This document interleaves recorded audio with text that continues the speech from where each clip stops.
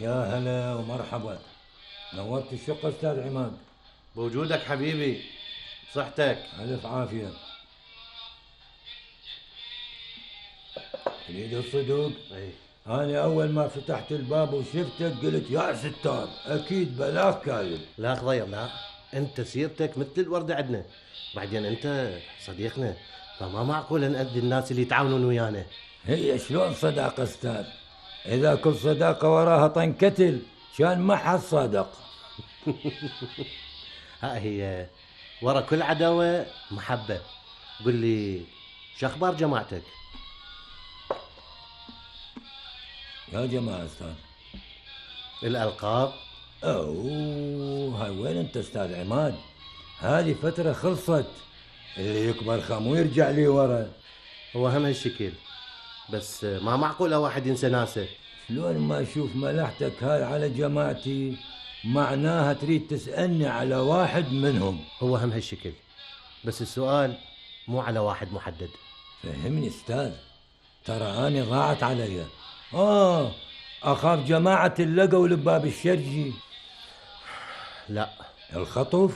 اسمع، اكو واحد محكوم بالاعدام، بس هذا الدبل، يعني اهله دافعين مبالغ يحلم بيها كل واحد. يعني تريدون تهربوه؟ رتبنا واحد نبدله بمكانه. يعني واحد ينعدم بمكانه؟ بالضبط. وهذا شو يستفيد؟ اللي راح تجيبه يستفيد.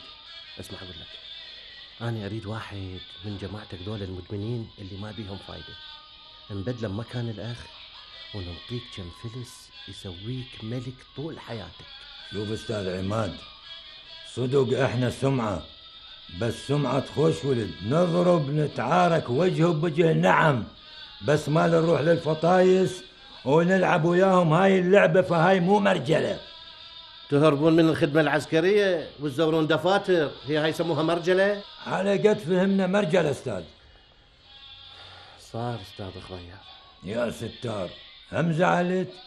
مو احنا قاعدين دا نشرب ومرتاحين، عليش تمارسون الوظيفة بوقت الراحة؟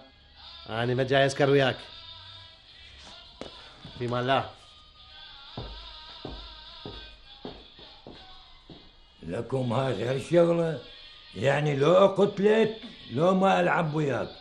إذا هذا هالقد عزيز عندكم عليش حكمتوا بالإعدام؟ غرد أبو مازن. جبناها وجت ويانا.